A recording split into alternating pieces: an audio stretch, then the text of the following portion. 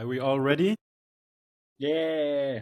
Perfect. Yeah. Okay, let's go. Hello and welcome back to Hearts Wide Open, the men's health podcast with your hosts, Dennis and Surush. And today we got a bunch of other people here who have recently joined the Hearts Wide Open team for this year's Movember campaign.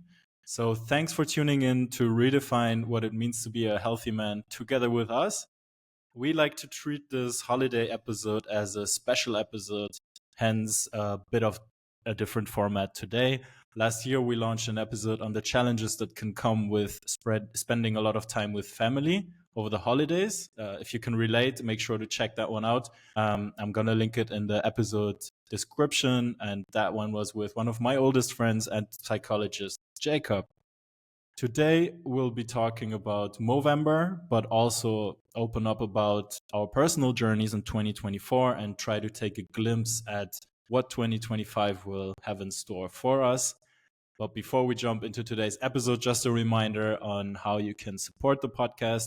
If you're a fan of the show, please do remember to follow us on Instagram to stay updated on everything Hearts Wide Open, podcast, events, and everyday content about men's health. And subscribe to our show wherever you listen to podcasts. Today, next to Suresh and I, we have a bunch of other people on the call. Let's do a quick round. We have Tamara, who is a trauma therapist, and she also writes for us on our blog, on our website. You might remember her from our episode on trauma earlier this year. We have Nikki here, who is a somatic movement coach and who's been supporting us with events in Movember and beyond. And we have Marco here, who's been heading our team in terms of kilometers run and funds raised in this year's Movember campaign. Hello, everybody. Hello. Thanks for having us. Yes. We're so happy that you're all here. To kick things off, let's look a little bit back at what this year had in store for us. So, what kind of year was 2024 for you? How do you look back in terms of career, emotions, mental health journey, transformation? Yeah, challenges, wins you had, lessons you learned. Yeah, I mean, 2024 was a year of big changes for me because I landed my new job end of 2023. So there was a lot of learning opportunities, new people to meet. It's been great. I really enjoy what I'm doing. I'm really enjoying it so far. Everybody I meet on the job is really nice as well. I really, really enjoy that. Then health-wise, let's say I'm just keeping on playing basketball. This year I've actually moved up one category, and my best friend with whom I used to play joined me on my new team, and we're winning, so that's also a good thing. And then I moved in with my girlfriend as well, learning to live together. Got a new cat. So this year has been great. Poor man, what a year. Beginning for me, I would call it the year of ups and downs. Like so many good things for me happened, but I also had a lot of lows.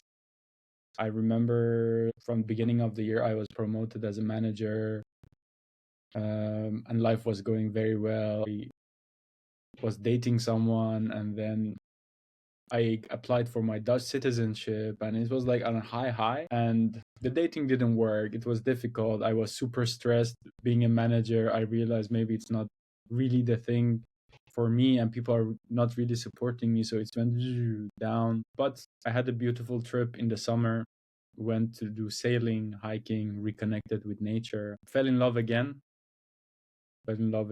And I think also something good that happened for me was getting to meet a lot of new people through the events that we did with the podcast in 2024. And also Marco, also Nikki, Jacob, working more closer with Tamara. And for me, I remember with Dennis, we were sitting down and thinking about how we need to get people more. And then I was like, oh, let's do 3 more months, 4 more months. And just seeing how people also join your vision, for me, it became more real and beautiful as we went by. And also what we did now with Movember.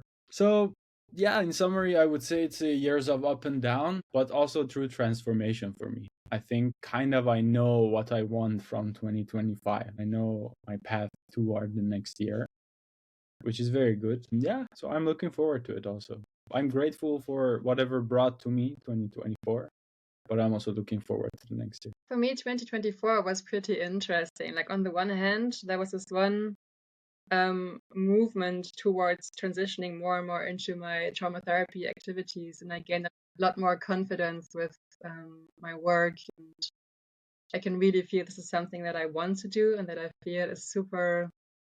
It's not only important, but it's also like very beautiful. I have so many amazing moments in my head when I was working with clients and they could like connect more with themselves and kind of connect more with the things about themselves that are actually beautiful.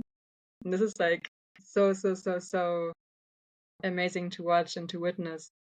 Those moments were definitely some of my highlights. Also, I'm very much working on being able to be more present with some heavier energies, like a lot of grief or a lot of anger. And I kind of developed my trust into my clients being able to find solutions in themselves. And the more I hold in myself the possibility, the more I can also see that it's easier for them to connect with their own strength. So the less I effort, the more they kind of find their own strength. Yeah, and then also for my own like mental health journey, I feel like I'm making progress in becoming, on the one hand, more strong. Like, for example, today I was working with a company and I was super nervous about it. So when I'm there, I kind of know my position and my path and my message I want to deliver. And this gives me kind of like inner strength. And on the other hand, I try to be more soft and to be more in touch with my own emotions, because I used to be pretty like stiff, like pretty German and pretty more like a robot. So now I really enjoy to be able to cry easier and to be touched by like movies or like just some gentle moments from daily life. Well, it was definitely an eventful year. A lot of new things started this year, which was fascinating. So I, of course, graduated from my master's degree, started several new projects, started taking my movement coaching and the therapy side of things a bit more seriously.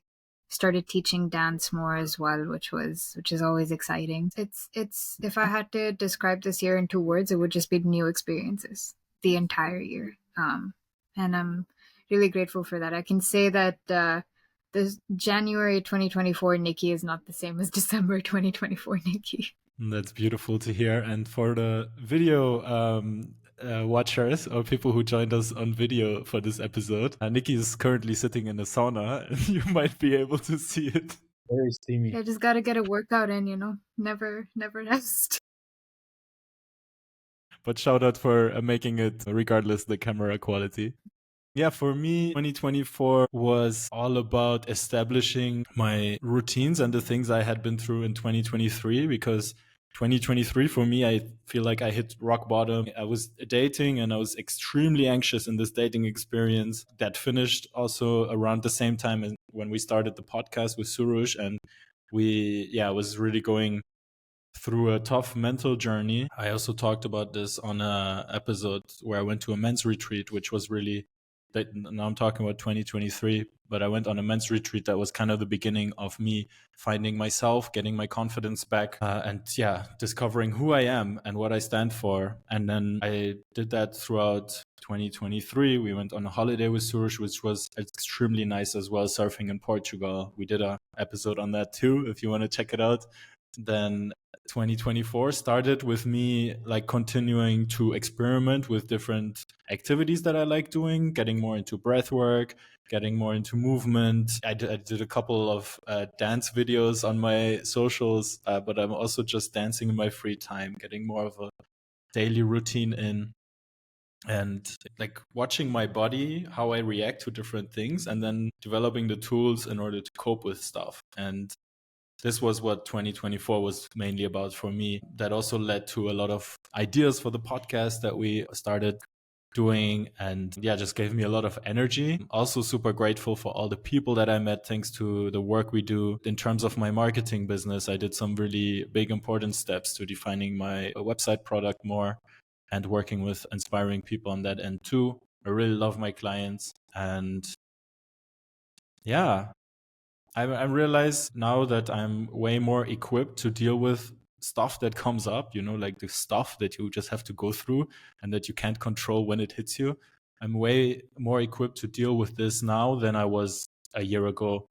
And when this specifically showed is a month ago, when in the middle of our whole Movember campaign, my grandmother passed away, and this was extremely tough for me. At the same time, like, it didn't break me, but I actually took the time to sit down and remember her and cherish the grandmother I had, the things she gave me in my life, and like in a way be able to say goodbye. And it did still like really mess me up, but like I was very happy at the way I could cope with it and how I'm now focusing on the more beautiful things that relationship meant for me, rather than like mourning. But I was also mourning and grieving a lot, and that also had to be felt, and like not to suppress that but actually go through that. That's also a big learning, and goes to show how I think I grew in these past year and years. Yeah, so that was a bit what my 2024 was about. But looking forward to 2025. We're at the end of the year. This episode is actually launching on Christmas. So it's just one more week until the year is over. What are some of the things you're looking forward in 2025? How do you want to kickstart the year for yourself? Yeah, what are some things on the horizon that you can already see coming your way? 2025 actually is gonna be not really a turning point, but like a staple year, so to say, that like confirming that like all these new positive things that happened in 2024 after 2023 was really rough. Like really keeping that slope, get more responsibility at work. I'm really looking forward into then taking on more responsibilities, and yeah, also mentally I feel like I'm really just getting better and better at prioritizing and really putting weight on certain things, and yeah, like putting things into perspective. I also really want to be able to take the time to actually develop myself in certain fields. And I think that's also one thing that November opened up to me, is that like I can take more time for myself, because for example I was running like every single day except on the days that I had a basketball practice or game, and that 1 hour or 1 hour and a half that I took for running, then I could definitely take it to develop some other skills for myself, take some time to reflect also on all of that and all of the good things that happened in 2024 and why as well.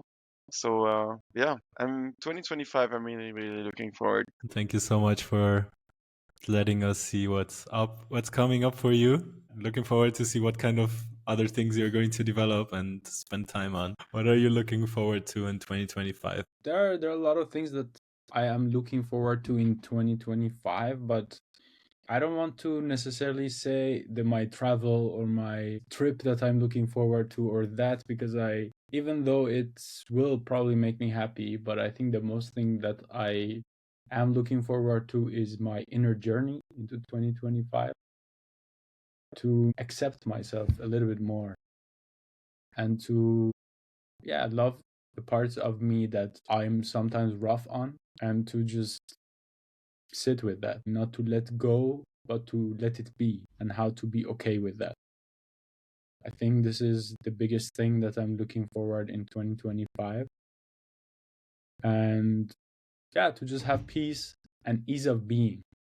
Because I feel like I was always on the grinding mode, always do this, do that, the next thing, what's the best thing. And I think maybe now it's a good time to just reflect on everything that happened and reevaluate my life a little bit, to reevaluate past, and yeah, as I said, to just have ease of being.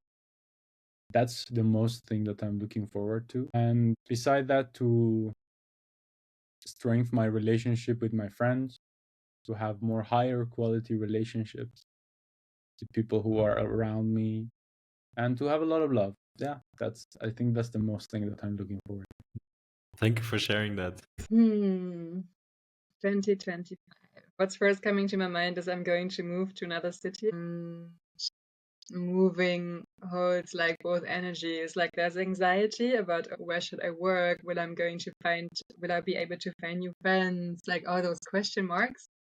But on the other hand, it's also, I kind of like going into this unknown space because it always holds like possibility. And the last time I went into this container, I was in Lisbon and I met you there. So I found something good already in the unknown.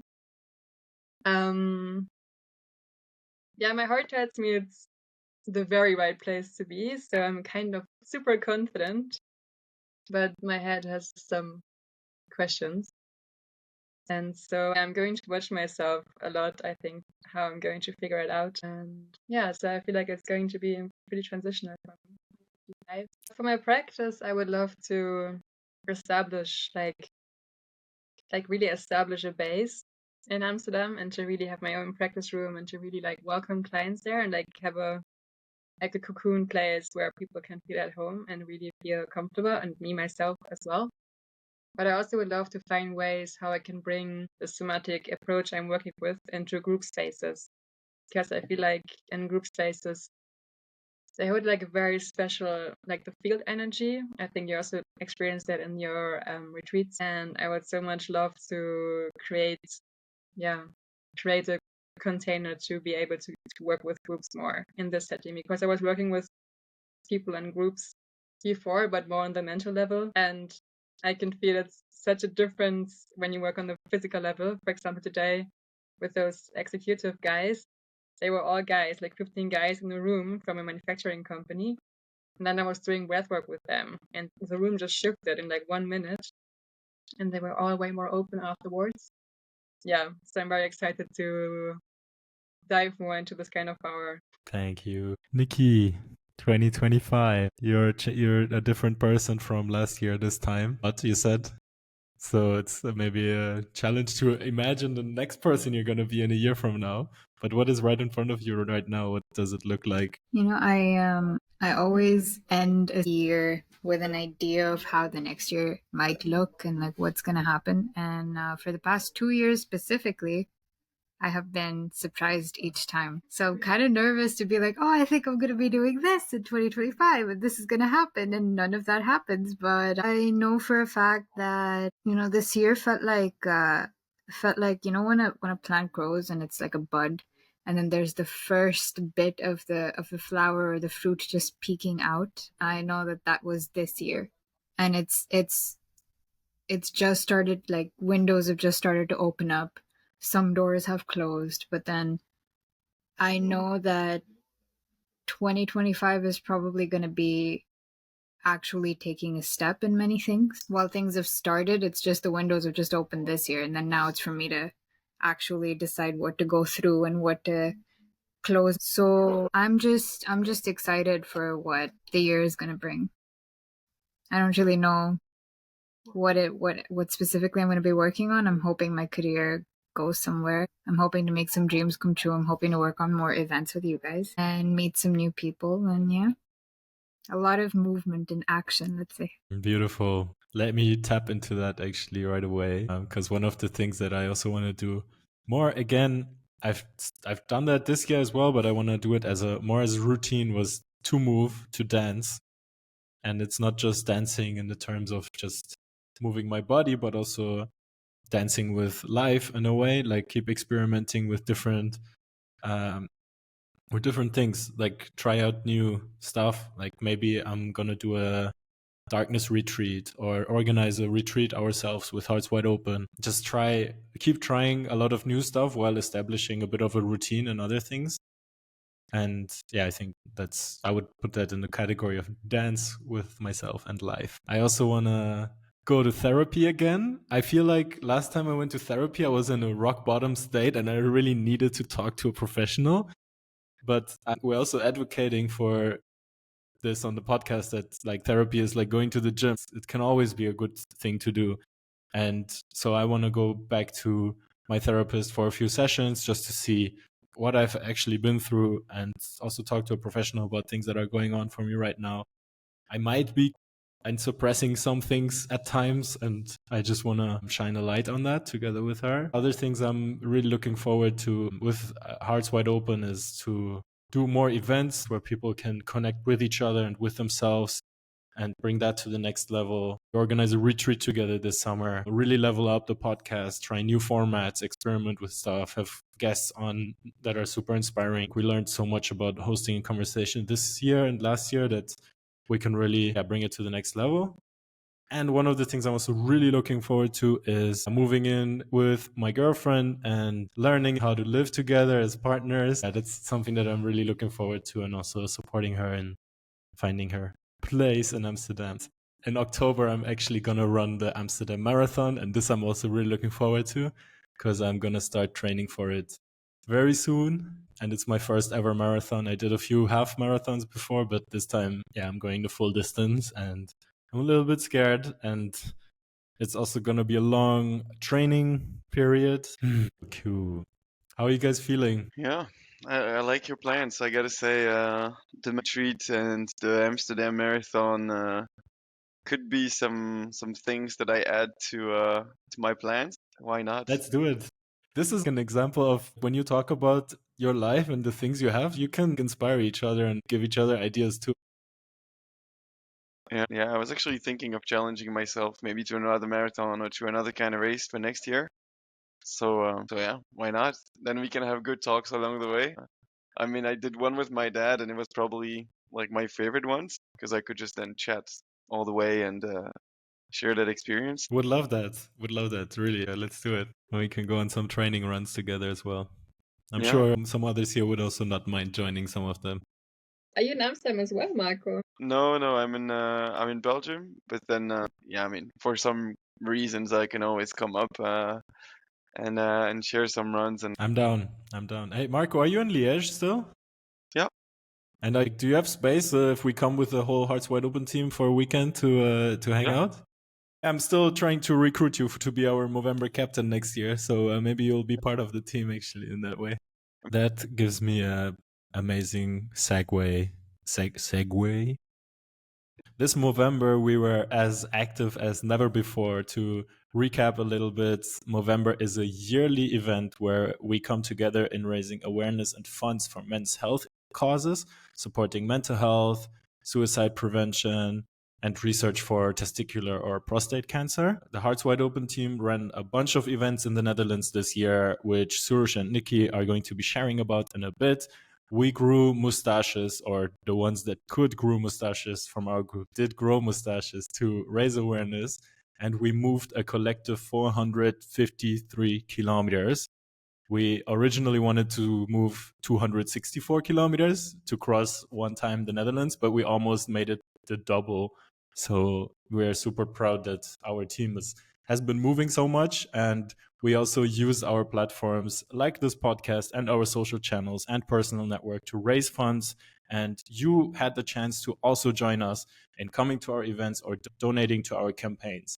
In fact, we did a raffle, and 3 of you have won a special Movember package, which you will be able to see the winners on the screen right now. And we'll be reaching out to you shortly to give you your packages. So congratulations, and thanks again for supporting us, and thanks for everyone who's been with us, who's been donating to the campaigns, who's been sharing our initiatives. We're looking forward to do this again next year, so definitely stay tuned. About the events we ran, we did some in-person events in the Netherlands, starting with a collaboration event with the Rotaract Club in Leiden. And Surush was there himself to talk about Movember and Hearts Wide Open. Surush, do you want to share about your experience? Absolutely. Yeah. Well, we got invited to talk at the Rotaract Club. The event was around running. So basically, they set a course of running around 2 kilometers that the people who volunteered to come for each kilometer that people in general would run, someone would donate to the charity. But beforehand, I also gave a presentation of why men's health matter. And during the run, I prompted people with this question to ask themselves and also ask other people each round they run, what does it mean to be a healthy man? And I remember I was running with a couple who, interestingly, I also met them 2 days ago, again on the train. I ran with them and we were just having a discussion over what does it mean to be a healthy man. And this gentleman kind of also came from a background that it was never easy to talk about the emotions. And it was an interesting discussion because the girlfriend was also there. And I realized I share a lot of similar things with him. That how sometimes I'm afraid to show my emotions, or what is the role of the partner in making it comfortable for you to be vulnerable. And a lot of good talks. I also connected with one of the guys who was organizing. So also good connections, good talks. Love it. And then you also did an event with an organization that half of us were actually part of. With Isaac, you visited Isaac in Utrecht and you did a workshop there as well. This is like Isaac is a student-run nonprofit organization of very young people. I think mostly people around 18 to 20, 23, 24 years old. And yeah, Surush went there to spend an evening with them. How was that? The event with Isaac was, I really loved that one. I think because it was interactive and it was an event about storytelling, about roots of courage. And we designed the whole session with the help of my girlfriend and Dennis about like how to take people through this journey. Like we were properly thought about what could be the warm-up section, how to build up through the peak so people actually feel something through the top, and how to have the reflection and the release at the end. And it was just lovely to see everything coming together. To be honest, I was nervous before the session, and it was also the second event of Movember, but the first one interactively doing a workshop thing. Also met a lot of cool people, had some amazing conversation about leadership, about men's health. There were a lot of ladies there. I remember it's always for me interesting to, when in the situation which there are a lot of ladies in the room and they ask, oh, how can we relate to this? I always mention that look at these men as your brothers, your fathers, your boyfriends, and your friends who are around you. So it's not that it doesn't relate to me because it's not mine. Because we are in this together, and only together we can solve something. I remember at some point we asked everyone to do a drawing of what it means for them, resilience. What does it mean? What is resilience for them? It was funny, the reactions also, you know. Some people were funny. So someone came up and then they explained why this picture means resilience for them. For someone, it was a bread dough, like the dough, because if you push it in, it will go in, but it will come back up. And it can always expand as it's resting. I ask people to think about resilience as an object, sound, and a color. For someone, as an object, it was water, because it can cut through anything. And even if you put a stone on it, it will just go around. So it doesn't get affected by it. For someone, when I said resilience, they thought about their father.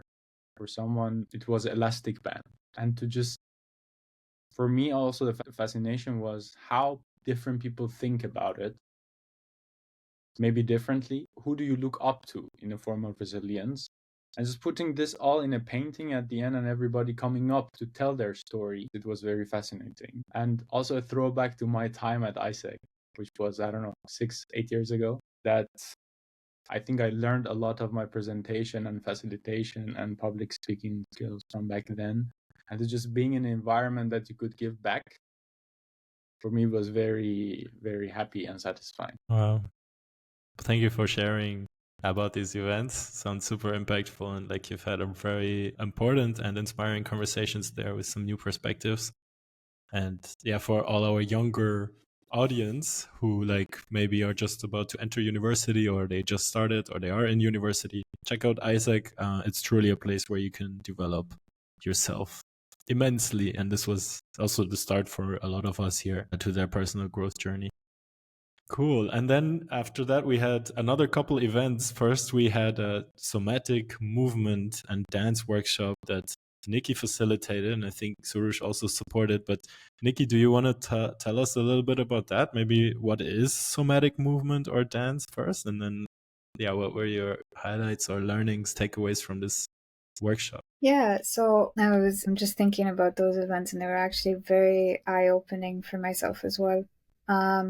So somatic movement or somatic dance is basically a mindfulness technique in which you really have a deeper sense of noticing the sensations and the feelings in your body. So typically in a therapy session, your therapist would guide you to use feeling words or emotion words and use your voice to kind of attach or make sense of what your brain is telling you feel. Whereas in somatic psychology, instead of using words to attach meaning to these sensations, we use movement to attach meaning and try to understand them at a much more deeper level and get to know your body at the same time by knowing how different feelings and sensations function in your body. So the first event that we had was a somatic workshop, which was very nice. We met. I recall that we met two individuals specifically who had been traveling Europe for, I think, Suresh, correct me if I'm wrong, it was over a year, right? And these two individuals are originally from Australia, and they were just on their last leg of the journey and about to go home. And the conversation that I had with them too, like explaining what somatic psychology was about, was absolutely beautiful. They had never done something like this, so it was pretty much a new experience for them, which is exactly what I was hoping for, like something raw, something that we could all kind of go on an adventure together. And the typical way that I like to facilitate these group sessions that involve such abstract techniques and abstract movements, something that doesn't necessarily have a face or a guidebook, is I like to go into it as unprepared as possible myself. And so it's a journey for everyone involved, where we're really just feeling the moment in that moment, understanding what everyone brings to the room with them, and then seeing how we can work through that through movement, through psychology techniques, through the teachings of psychology. And it was really fascinating to see. I know Suresh and I had a long conversation, especially after that event as well, just talking about everything that went down and talking about everything that we experienced, and that all of the participants kind of resonated with, what they felt. We had moments to discuss and reflect in between as well after each and every like prompt for movement, or each and every segment. And yeah, it's amazing what you can uncover just by noticing sensations in your body, and not necessarily putting pressure on yourself to say that I'm feeling a certain type of way or this makes me feel ABC, but just the guidance to have this moment of deep grounding. Like you're forced to not use your words, and then you notice after that, like after the session's over, exactly how naturally the words start to come out. It's like, oh, but I felt this, and no, but I felt that, and then this made me think of this, and that made me think of that, and you don't even, it happens so naturally for me to notice everybody feel more comfortable with using their words when you push them to a level of discomfort of doing something they're not very familiar with. And I feel like that's the essence of somatic psychology. It's really getting you out of your comfort zone, and it's a deep reboot for the brain and a deep reboot for the mind as well. And yeah, it was beautiful to watch that specific workshop, and I'm looking forward to actually doing more of those. That's amazing. Wow. It's really amazing what can happen. Like there's this visualization of life starts outside of your comfort zone. And I really think that's true, because I think when you're out of your comfort zone, that's when you truly start experiencing yourself again, like in a new environment, with new things you do. Don't know where you're going, but you're going. And then these type of really cool learnings like about yourself, like you're just more in touch with yourself. We went really, like we did no events before Movember, and then we did 4 in 1 month. So big shout out especially to Surush and Nikki for making all this happen. We had one more event, which was a type of a kind of a storytelling night. Surush and Nikki went there, so I would love to hear from both of you. Well, the first thing is I met a lot of amazing people in that one night. I think, Suresh, you know this, I was a bit nervous going into it because, you don't know what to expect. And Suresh let me know literally on like not too long before the event that I would be speaking, and I was kind of trying to sneak my way out of it, and it didn't work out. From organizing the event and finding the artists for the event and finding people to actually come and attend, it was not like anything else. I actually reconnected with a lot of friends that ended up being artists for the event, which was really nice, and I met a lot of new people. And we had very meaningful conversations throughout. The things that people came up and decided to share also were so insightful and so relatable. And it was fascinating to see, like, at the start of the show, there was that awkwardness. You know, no one really knows anyone. No one knows what to expect. No one knows what the tone is. And then people started sharing their stories, performing, and it just started to kind of cover the whole event in a warm blanket. And it felt super wholesome. Two of the solo performances, especially one of my friends that was a singer, and the male artist that we had, the solo piece that he did, I don't know why, but that really stuck with me. I still have the video on my phone, and sometimes I listen to it. But it set the whole tone of the event into a whole other space, and everyone really came together. And although towards the end a lot of people were like, oh, okay, we're going to start heading out now, and I think everybody said we're going to start heading out at least 15 times before they actually headed out, me included. And that to me is a sign of a good event. Like, it's just like, yeah, I should head home, and then we start a whole new conversation. And that was great. Like, yeah, this was a really good event. Good job, Suresh, for organizing the whole thing. Thank you for helping a lot. Honestly, I don't think without you it would have been possible. In Farsi, you have a proverb, "Tare khurd kardan." It's like you're cutting celery for each other. It means you're just giving each other a compliment. I don't wanna cut celery for you, but I think honestly without you it wasn't possible. So from the bottom of my heart, thank you. And also Mr. Dennis for doing a lot of the work with the marketing and following up and the posts. And thank you also very much. And two moments to me stuck a lot, maybe three. One of them was, I think the first one was when Nikki went to tell her story. And I don't know if we have ever talked about this before. Maybe we briefly talked about it when we recorded our episode, but I think just hearing it from you, and I knew you were already nervous when you went up, but I felt like that nervousness just vanished a little bit because you just got into your story, and you were just being you know. And for me, especially maybe this is a little bit selfish, but it was warming my heart to see that we did something that you also believed in and you also joined it to help us together make it, That was really a moment of reward for me. Roots of courage and resilience. And Nikki told the story of how she took the leap of courage to actually join our team, and how she was not sure these two random dudes, specifically this guy from Middle East, according to her, what does he know about psychology and mental health? It turns out, well, he's a little bit of a therapist himself. The next one was, I remember there was a lady who texted us later that she wants to tell a story. So she came up, she sat down on a table, and I remember I also put some note on the table so people that don't know each other can actually connect and have a conversation. Like, what would resilience be as an object? Or just give a compliment to the person to your right. Things like this, Not everybody did it, but I saw these two strangers sitting there and actually using the card to have a proper deep conversation. And actually today after this, I'm having a drink with one of them. And to just see people connecting also on that level, for me, it was also very fascinating.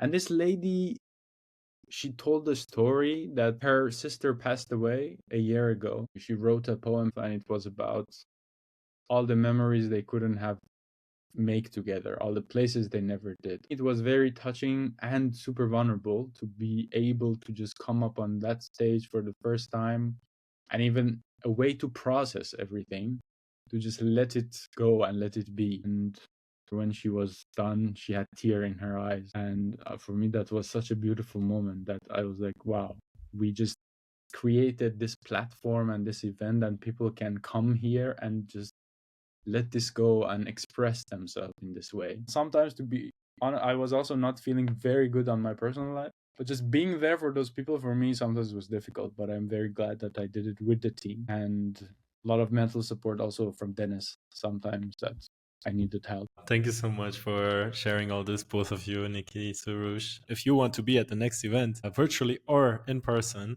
let us know. Send us a DM on our socials on Instagram, or definitely also follow so you can stay tuned. And there's also different ways of working with us if you check out our website, heartswideopenpodcast.com. Next to the events that we did, which raised some of the money for our campaign, we also did a running challenge. And one of the people in this call went above and beyond. He ran over 150 kilometers in 1 month. He has also raised an immense amount of money and funds for Movember. Marco, you've been going crazy. Your first year doing Movember, and you went above and beyond. You're like definitely one of the superstars. I think you're in the top 10 of individuals in the Netherlands for the amount you raised. What a journey. It's been quite incredible. So at the beginning, it was just like the planning, like thinking, okay, how am I going to manage? How many kilometers do I actually want to run? What is feasible, but still a challenge? And yeah, so I remember discussing it with my dad and also talking about Movember and the whole project and what it meant to me, and why I wanted to also share my story with some of the people that were there, because yeah, I mean, we've lost close ones, whether it was due to cancer or due to suicide, and yeah, I mean, we've also lost my mom, which was, I think, the most impactful thing for me in like mental health wise. And yeah, and I went through it with my dad, and he also had then difficult times coping with it, being the father figure and everything. And it's kind of like having to be the strong one, let's say, in the family, where we all knew that like that was not feasible, so to say. So explaining to him why that cause was so important and how he was like an example for me in those times, then we just said, okay, let's do Movember, let's make a big thing out of it and then see what comes out. And yeah, and so I remember discussing it with him, and then he was like, yeah, 5K per day, that seems feasible. And then I was like, yeah, but then like I got my basketball practice, I got my basketball games, I got my paddle sessions, and these are like weekly things that are ongoing. But then I was like, okay, well, then it's just a challenge. It's an even bigger challenge. So let's make it happen. And then the more you run, I mean, I was also sponsored then per kilometer. That's one of the things that I did. So I knew that the more kilometers that I ran, the more money I would raise for the cause. We talked about it at work, and then I actually had to go talk face to face then to my colleagues instead of just sending out an email. It really led to great conversations that I went to every office talking about my project, why it was important for me, my story, and really opening up about it. And then some people actually then came to me and also opened up about their story, but then also just shared of like how they need projects like this to be carried by people like me in a sense, because like they wouldn't be able to do it, and I've also had some friends who told me that like you're the kind of person who can do these kind of things, and that like not everyone is actually so comfortable actually doing it and like taking on such a big project, but then a lot of people are actually willing to support these kind of projects and be more supporters than ambassadors. And I also take a lot of pride in that myself. And yeah, so then the 150, it just went by yeah, fine, so to say. I think the beginning was, yeah, okay, let's go, just get through it, get some kilometers in, and yeah, it was mostly after work, like in the dark, so it was also a bit scary, and never really on the streets, mostly in the woods or like in the fields around my place here. And yeah, and then you just like see the eyes of the animals, just like these big green things that are just like shining back at you when you're running with your flashlights on. And then I'm like, is that a horse? Is that like a cow, or what the hell is it? Just like standing there. And then yeah, and then so I was really lucky actually. I saw a lot of wild animals as well. I saw a lot of deers in my area, and then you just see like 20 pairs of eyes just like in the dark somewhere. They're just looking at you. And yeah, I also had like great sunsets. I ran in the snow, in the rain. I mean, just Belgian weather. And yeah, so no, it was a great experience. Halfway through the months, then I had some back pain. I think my body was also a bit like, okay, like chill. But then yeah, and I just knew like I just need to get through it. So then I just took 2 days of rest, and then I went to the physiotherapist, and then he said like, yeah, like there's no more like intense pain, let's say in 2 days, you can try to run again. And it turns out that running felt better. than just like hanging around, sitting down. So yeah, and then I just pushed through it. I had a run with my dad, which was amazing. It was definitely one of my highlights because I went back home. So it was like on the path that we used to run when we were kids, when I was a kid, let's say, and yeah, and just running these paths with my dad, with the dogs, the conversations that we had again uh, over, yeah, our lives, so to say, but in our challenges, and yeah, so it just felt great. And then yeah, I also had the chance to run with a friend who was like, okay, like let's push through it, let's make myself poor, that he was saying, because he also gave money, like he sponsored my run, so he knew that every kilometer that he was running with me, that would make him poorer, so to say. Yeah, so that was fun. And then I also ran like the last the last kilometers of my challenge, so of my 150K, then I ran with my colleagues to like cross the finish line together, and I got huge support from my colleagues. And then that's the day after that that I ran with my friends to really like push it to the limits.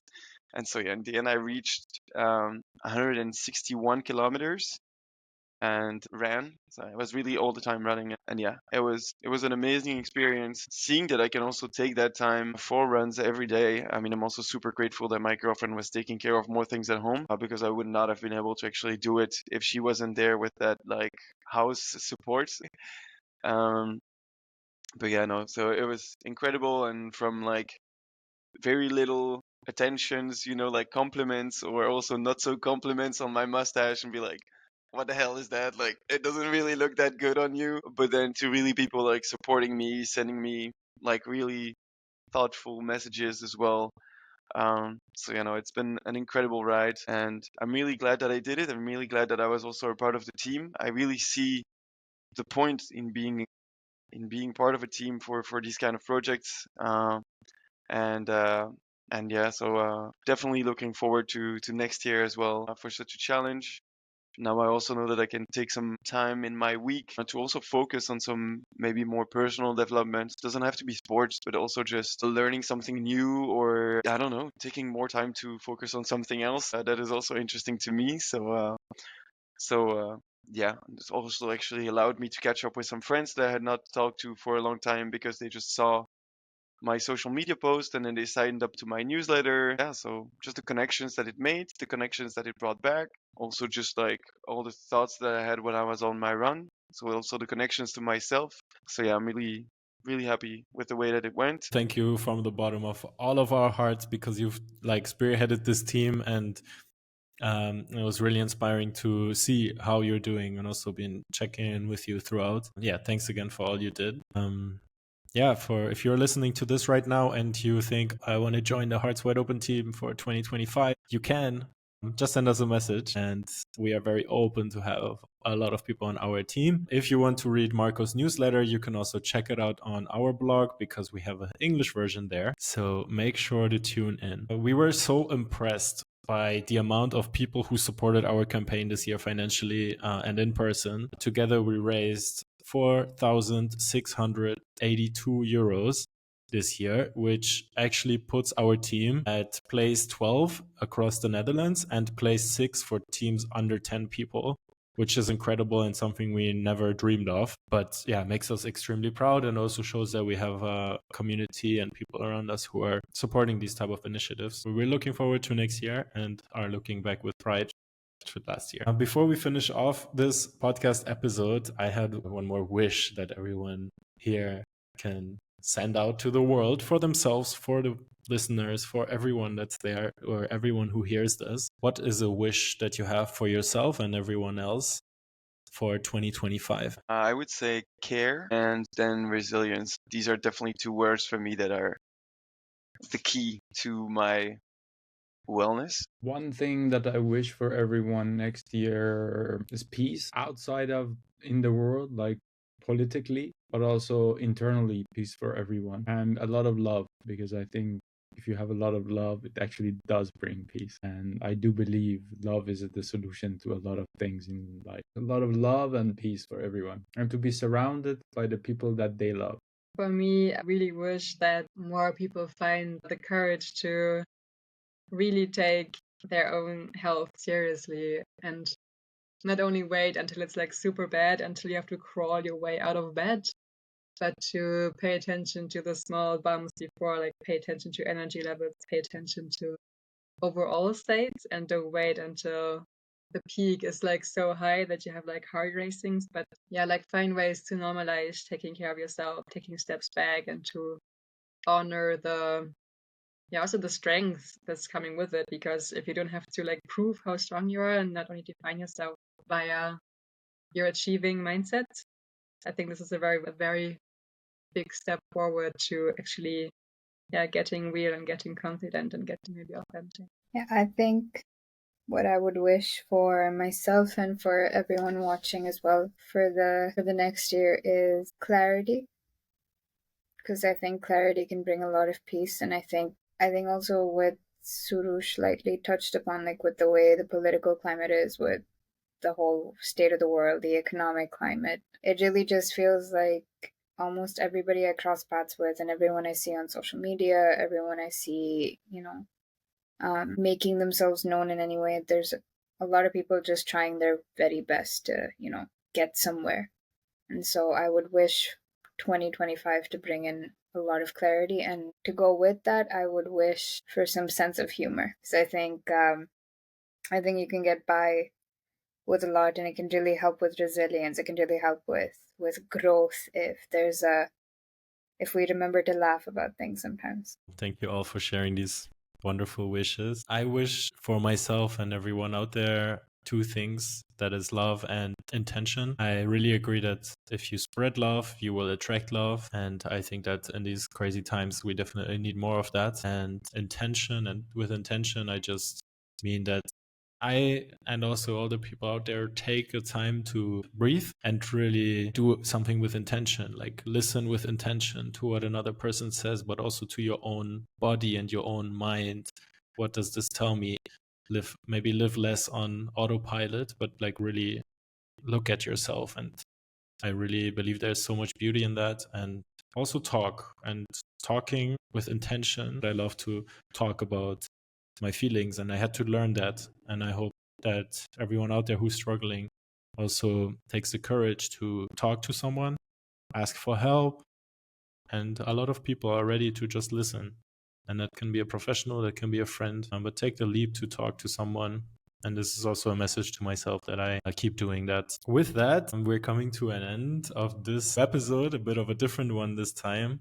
In 2025, Hearts Wide Open, as we heard, there's a lot of cool things coming up. We'll come back stronger than ever before in 2025 with the team. We're going to be working on new formats and continuously improve the content we're putting out of our episodes, but also on our social media. We're also going to host more and more events where you can get involved and in touch with yourself and others.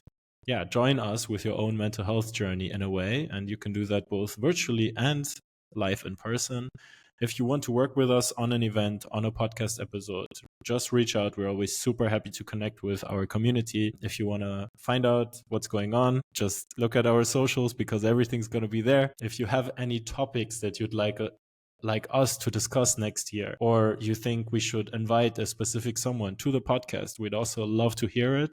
And as always, leave some love and make sure to subscribe to the podcast, follow on our socials, and we'll see you next year. Happy holidays, everybody. And thanks for tuning in. Bye-bye. Bye. Yeah, for me, I think like in the beginning, I was still sick myself, so I didn't really run that much. I was walking a lot. And when I came back to running, I realized how much I need running for my own sanity, like to keep myself clear, to start fresh, to get ideas in order, to get creative. And topic wise, I think I connected a lot with the issue of suicide prevention. And this was the one that stood out for me the most in the whole Movember campaign.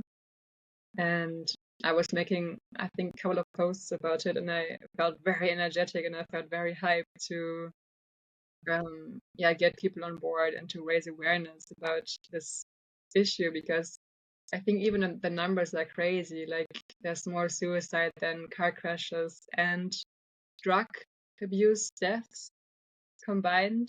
I think even HIV on top of that. And especially among young people, it's very terrible. And especially in like countries like Switzerland or the Netherlands, which are very developed and very wealthy actually, they still have that issue, and it tells so much about where society stands. And yeah, this was for me pretty revealing.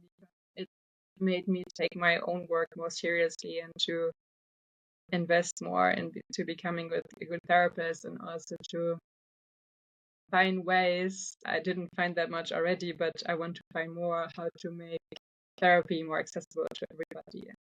Like how to find ways to, I don't know, put out pieces of content where people can just relate to, or yeah, just give more general guidance, because I feel like therapy is actually more like a guidebook for being a human. It's not just focusing on illnesses. It's more about becoming more human.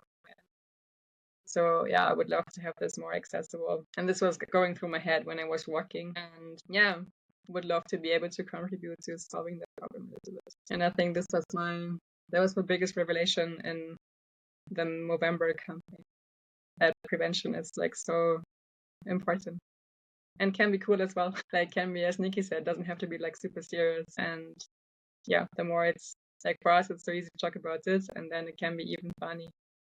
And I would love to find those ways to make it more accessible. I don't know where I saw this very recently, but there was this girl, I don't know, I think she was end of her 20s or something, but she shared about this, that when she was 16, she had suicidal thoughts and she wanted to really do it. And then she didn't.